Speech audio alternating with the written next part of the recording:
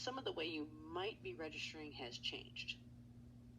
And this is the new screen, so that's why I wanted to go ahead and make sure that I was starting this from the beginning.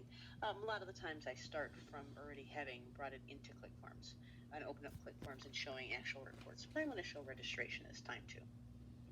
The first time you install Clickforms, or if you just recently did the update to 9.15, you're going to see this screen here. You just go ahead and click register.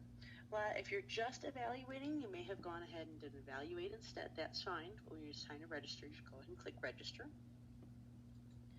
And it's going to want to know what your Appraisal World email address and password is. This means the email address that you used when you signed up for Appraisal World. Appraisal World is our other website. We have two websites. We might have more than that, but we have two websites, bradfordsoftware.com and appraisalworld.com.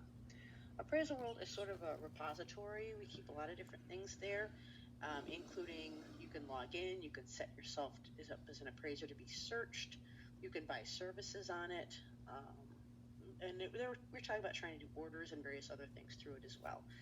Anyone who has a Clickforms account already does have an Appraisal World email address and password, and others who sign up will always get one as well. So I'm going to go ahead and put mine in because I know what it is. If you don't know what your Appraisal World password is or can't remember which email address you signed up for or both, you can always call technical support at 800-622-8727, or you can always send an email to and request it, and we can send it to the email on file at support@bradfordsoftware.com. I know mine, so I'm going to put it in.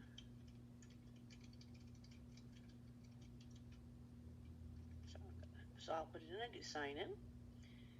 And this is what's going to come up next. It's going to say your information has been retrieved. Please enter it. Verify that it is all correct.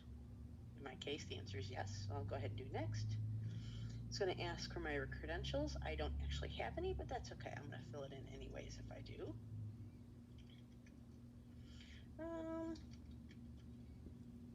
There we go. 1/1/2020. Sure, why not? And then this is exactly how they're going to be on the form. So all this information that you're entering is going to actually be inputting on the forms.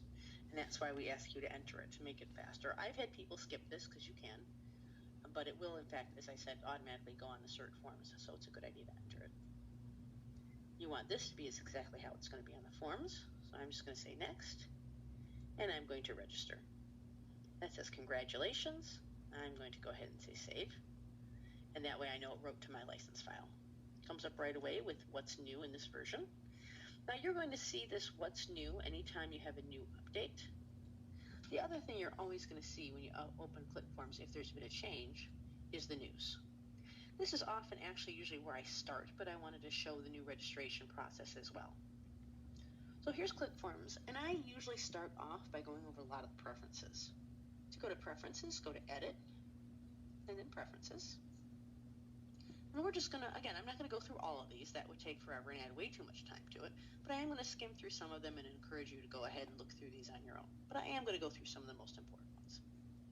And the first one I'm going to click on is Startup.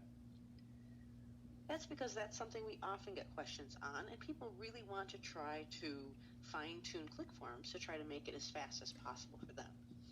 Make it as fast as possible. Have it open to exactly what it is you want it to open to.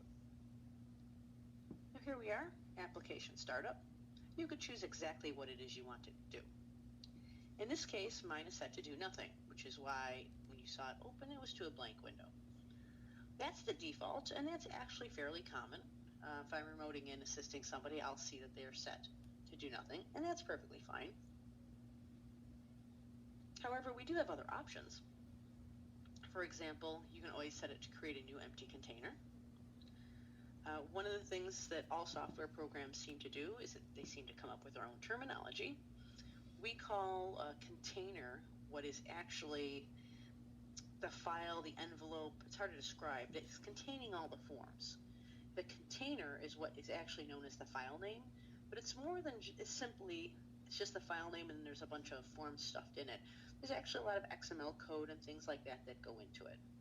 So it is, if you ever hear us say, oh, let's look at that container, or let's drag these into a new container, or anything like that, it may have something to do with that particular file. And so we call it a container, sort of like it's an empty file folder.